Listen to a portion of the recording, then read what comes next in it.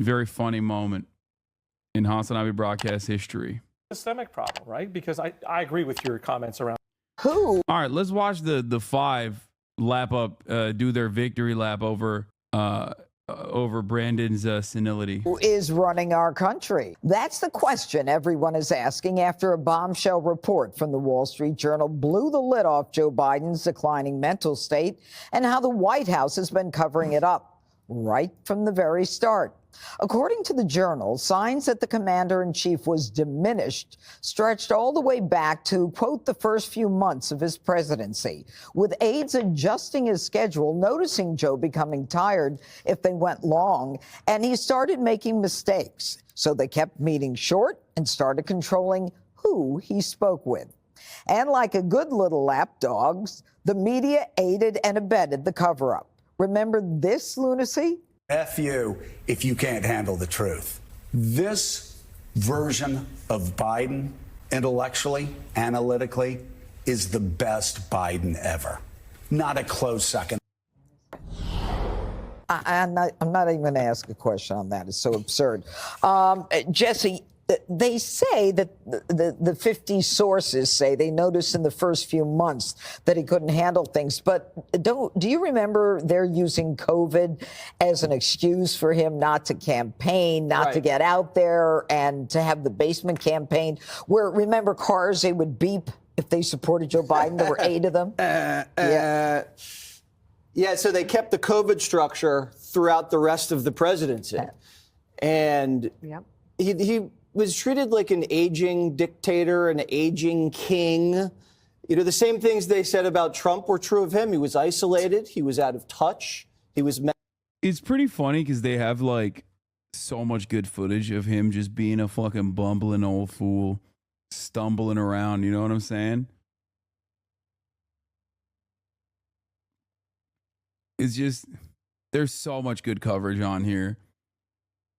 They get to do this victory lap because even though they were doing it on partisan reasons, they were still correct. Even though they were doing this on partisan grounds, they still stand corrected. It also, once again, plays a role in undermining the integrity in the eyes of the broader public of mainstream outlets and makes it seem like Fox News was right all along. So that's a bit of a self-goal, a bit of a self-own from mainstream outlets once again. Mentally unfit. People were keeping things from him. They wouldn't give him bad polling. They wouldn't give him bad headlines. He was AWOL during the lead up to Afghanistan. People were trying to get him on the phone at key moments. There's no way to get a hold of the guy. And he delegated his presidential powers to his staff, Judge. So when people ask, well, who's really the president? It was his staff.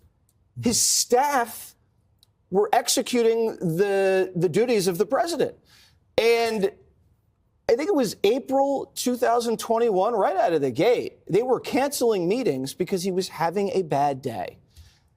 So all this conspiracy theory about, Joe Biden shot, he's a puppet, it was true. I mean, at this point, we're going to find out he stole the election from Trump. At this point, the way things are going. Jesse?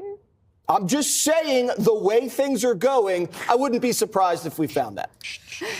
You know, the amazing part of it, Charlie, is that Jill Biden was in charge of the one cabinet meeting they had in 11 months.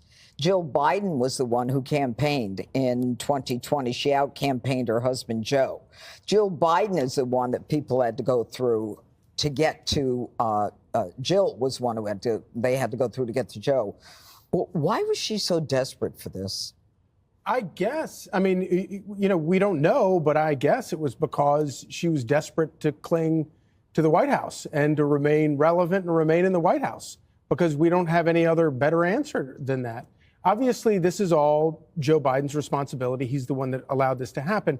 But she bears a lot of responsibility for allowing it to happen to her husband.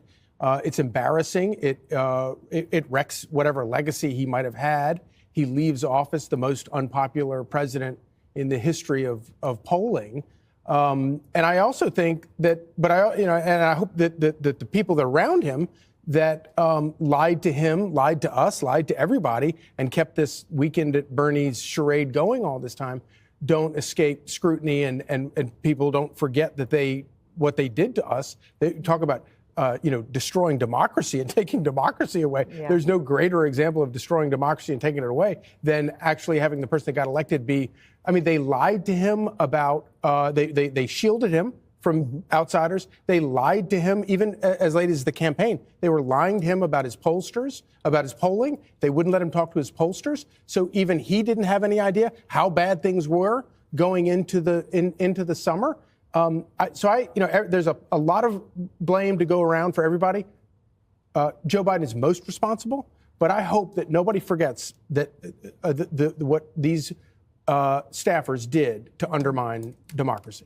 You know, Dana, the interesting thing is that before Joe Biden spoke to this special counsel, Robert Hur, for 1 week, he would spend 3 hours every day prepping. And the only thing that we got out of it was Hur said, this is a friendly guy, an elderly man with no memory. And this was the point where Putin goes into Ukraine, where Hamas attacks, where Joe was actually funding Iran, which is then funding Hamas. And it's one of the darkest periods in American history. And yet Joe is still there clinging to power in the last, 5 weeks or whatever it is. What do you think he's trying to do now? I just had a thought that occurred to me. So let me just use my words here and see if I can get it out. When the Robert Hur report came out, do you remember there was a fury from the White House that Merrick Garland let it go out? And I have to wonder if Merrick Garland made sure it went out so that he at least would have been like, yeah. They can't even be right. Like, they still have to basically, engage in some level of fucking, some kind of conspiratorial reach. Even when they're on the correct side, even when history has vindicated their position. Trying to tell people, like, this was what was happening. One of the things in the article is that they scripted his interactions with his defense secretary, Lloyd Austin. No wonder Biden had no idea Lloyd Austin was missing in action for 3 weeks.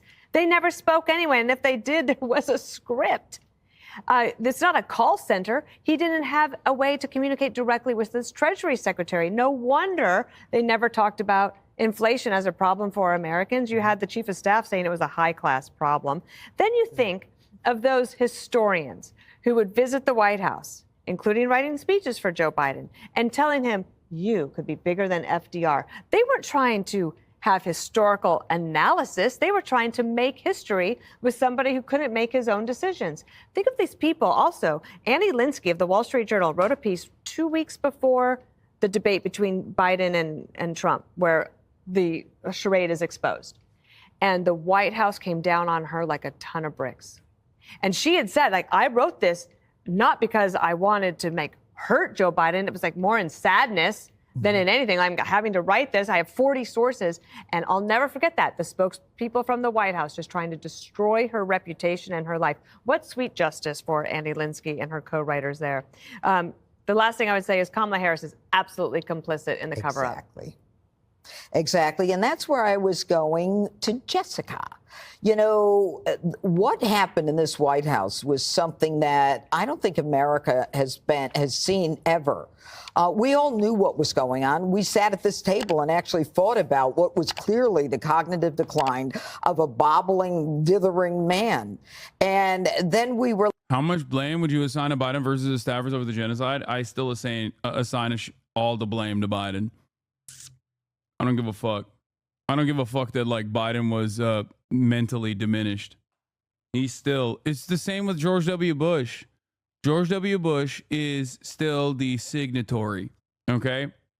George W. Bush, regardless of how stupid he is still signing off on all of these war crimes. I don't care that it was Dick Cheney that was the mastermind. I hate both of them. And also, the staffers suck too, make no mistake. I'm just saying that there is no abdication of responsibility, okay? Anyway, this is boring.